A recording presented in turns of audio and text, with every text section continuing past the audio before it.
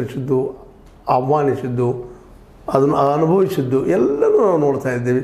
ಜೊತೆಗೆ ತಾಯಂದಿರ ಅಂದರೆ ಇಬ್ಬರೂ ದೇವತೆಗಳ ಒಂದು ವ್ಯಕ್ತಿತ್ವ, ಅವರ ಒಂದು ಧೀಮಂತಿಕೆಯನ್ನು ನೋಡ್ತಾ ಜನ ತಮ್ಮದರಲ್ಲಿ ಮೈ ಬೆಳೆಯುವಂಥದ್ದು ಮತ್ತು ಬೇಡಿಕೊಳ್ಳುವಂಥದ್ದು. ನಮಗೆ ಒಳ್ಳೇದಾಗಲಪ್ಪ ಭವಿಷ್ಯದಲ್ಲಿ ಮುಂದಿನ ಜಾತ್ರೆಯವರೆಗೆ ನಾವು ಒಳ್ಳೆಯದಾಯ್ತು ಅಂದರೆ ಅಥವಾ ನಮಗೆ ತಮ್ಮ ಬೇಡಿಕೆ, ಪ್ರತಿಯೊಬ್ಬ ಭಕ್ತನಲ್ಲೂ ಬೇಡಿಕೆ, ಅದು ಕೇಳಿಕೊಳ್ಳೋ ದೃಶ್ಯಗಳು ಸಾಕಷ್ಟು ನಾವು ನೋಡಿದ್ವಿ. ಮತ್ತು ಇನ್ನು ಊರು ಮುಖಂಡರು ಎಲ್ಲರೂ ಈ ದೊಡ್ಡ ಜಾತ್ರೆಯಲ್ಲಿ ಭಾಗಿಯಾಗಿ ತಾವು ಸಹ ದೈವಿ ಭಕ್ತರು ಅನ್ನುವುದನ್ನು ಮತ್ತು ತೋರಿಸಿಕೊಡುತ್ತಾ ಹೊರಟಿದ್ದನ್ನು ನಾವು ನೋಡ್ತಾ ಇದ್ದೀವಿ. ಒಟ್ಟಾರೆಯಾಗಿ ಈ ಒಟ್ಟು ಜನಸಾಮಾನ್ಯರ ಈ ಜಾತ್ರೆ ಜನಸಾಮಾನ್ಯರ ಒಂದು ಪ್ರೀತಿ, ವಿಶ್ವಾಸ ಮತ್ತು ಅವರ ಭಕ್ತಿಯನ್ನು ಹರಿಸುವಲ್ಲಿ ಎದ್ದು ಕಾಣುತ್ತಿರುವಂಥ ಒಂದು ಲಕ್ಷಣಗಳನ್ನು ನೋಡಿದಾಗ ಇಂಥ ಜಾತ್ರೆಗಳು ಮೇಲಿಂದ ಮೇಲೆ ಬರಬೇಕಪ್ಪ ಅನ್ನುವಂಥದ್ದು ಅದೇ ಕಾಲಕ್ಕೆ ಬೇರೆ ಬೇರೆ ನಾಡಿನ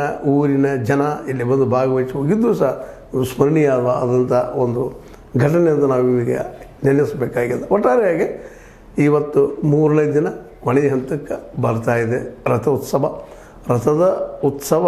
ನಿಜವಾಗಿಯೂ ಜನಸಾಮಾನ್ಯರಲ್ಲಿ ಭಾಳಷ್ಟು ಏನಪ್ಪ ಅಂತಂದ್ರೆ ಇದು ಹೇಗಿರ್ಬೋದು ಅನ್ನೋದು ಕುತೂಹಲ, ಹೊಸದಾಗಿ ಬಂದಂಥ ಮಕ್ಕಳಿಗೆ ನೋಡೋ ಕುತೂಹಲ, ಹೀಗಿತ್ತು ಏನಿತ್ತು ಅಂತೇಳಿ ವಯಸ್ಸಾದವ್ರಿಗೆ ಇದನ್ನು ತಿಳಿ ಹೇಳುವಂಥ ಮೊದಲು ಹೇಗಿತ್ತು ಈಗ ಹೇಗಿತ್ತು ಅನ್ನೋಂಥ ದೃಶ್ಯಗಳಲ್ಲಿ ಕಂಡು ಬರೋದನ್ನು ನೋಡಿದಾಗ, ಜನ ಮಾತಾಡೋದನ್ನು ನೋಡ್ಕೊಂಡಾಗ, ದೂರದ ಊರಿಂದ ಬಂದಂಥವ್ರು ಇವ್ರ ಲೆಕ್ಕವ ಯಾರು, ಇವರು ಯಾರು ಅಂತ ಹೇಳೋದು